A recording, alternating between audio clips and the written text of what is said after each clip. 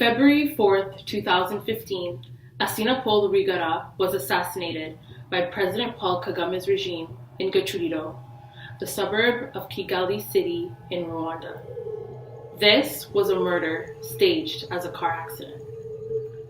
Pictures of the collision were inconsistent with the grave injuries that Rwigara sustained. Witnesses to the accident reported government police officials arriving at the scene, pulling Rwigara out of the vehicle, beating and torturing him before placing him back into the vehicle. When his family arrived at the scene, Asina Paul Rwigara was still breathing, but was in need of medical attention.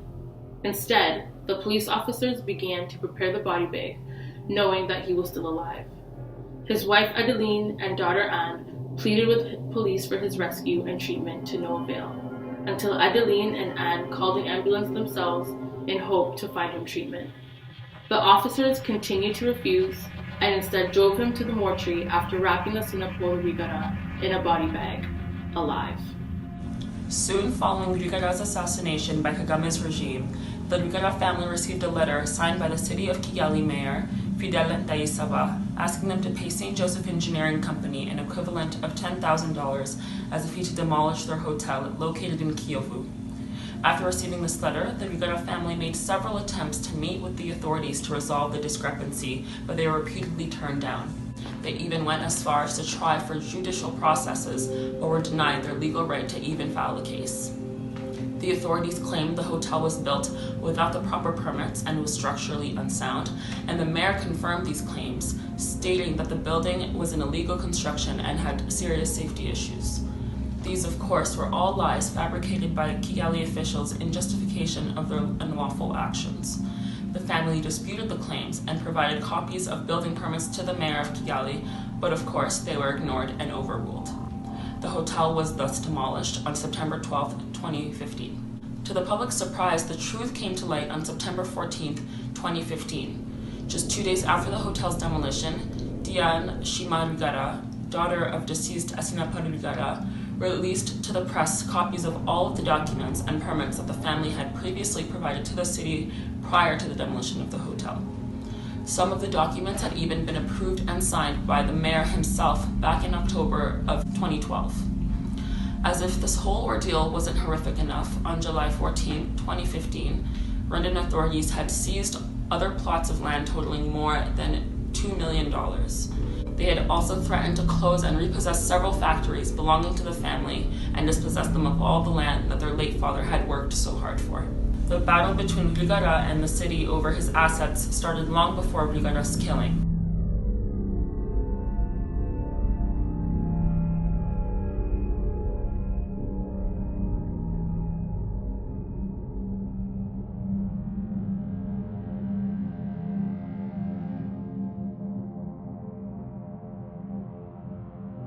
More recently, on May 3, 2017, Diane Rwigara announced her plans to run for president in the country's elections held August 4, 2017.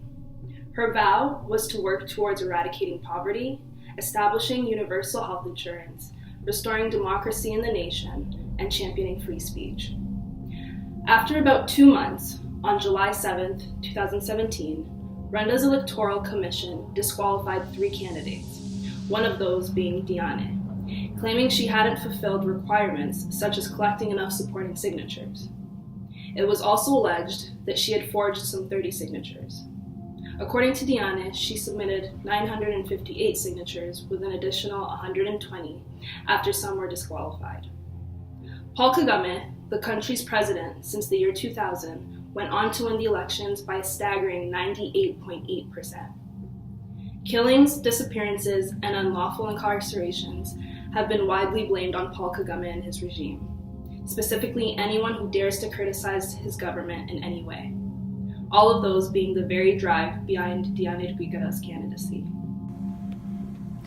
In what now has become a dictatorship, Paul Kagame has created a climate of fear and strict order in Rwanda and of its citizens. It is widespread knowledge that speaking out against the government in any way will force you into exile, have you incarcerated, or murdered. The people of Rwanda are closely monitored by Kagame's security services, Consequently, the public remains silent about injustices committed by Paul Kagame.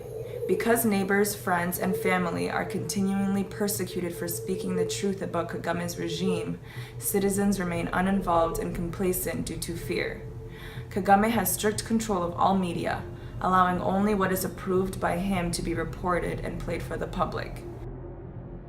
To date, more than 60 journalists have been threatened, exiled, jailed, or killed after reporting the truth about Kagame's dictatorship and the suffering of Rwandans.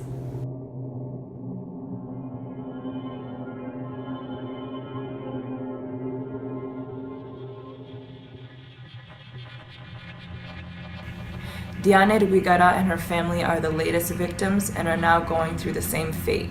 Diane, her sister Anne, and mother Adeline were taken for at least 16 hours of questioning every day, despite having no formal charges filed against them. They would be picked up daily, detained for hours, with little to no food or water, and then returned home to conditions where they had been stripped of their money, their food, and ability to communicate with family and friends. When at home, they were under constant 24-hour surveillance and placed on lockdown, denying them the right to leave and come back freely.